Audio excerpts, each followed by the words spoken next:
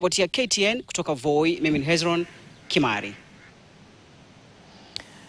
Baadhi ya wakimbizi wa ndani kwa ndani kutoka kaunti ya Kisii wameandikia serikali wakitaka kuangaziwa matakwa yao ya muda mrefu kuhusiana na kutofidiwa kikamilifu kutokana na athari za machafuko ya uchaguzi mkuu wa mwaka 2007 mwaka 2008.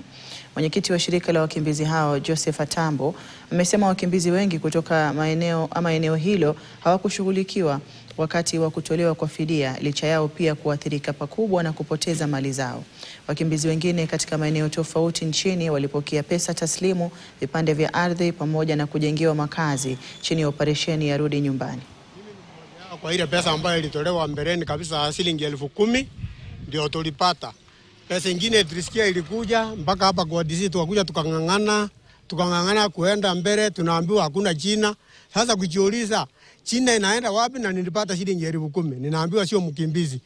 Pesa hiyo sasa tukafuatilia, kuna wale ambao walitangulia walikuwa ati ni viongozi, mpaka sasa ndio wanafuatilia nyuma wenye walikula hiyo pesa, hatukupata hata hela.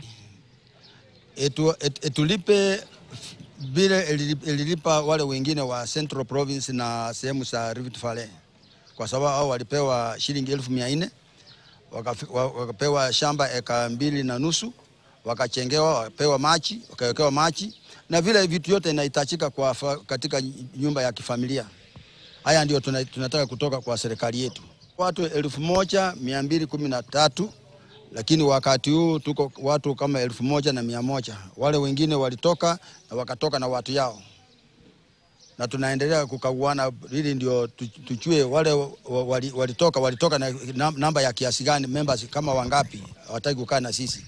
Basi wale tunabaki tutakuwa watu kama 800 hivi. Tunakimbizwa kutoka, hata mimi naishi huko Mbita. Tunakimbizwa kutoka huko. Sasa kuanzia mwaka 2007 ndio tunasumbuka mpaka saa hii.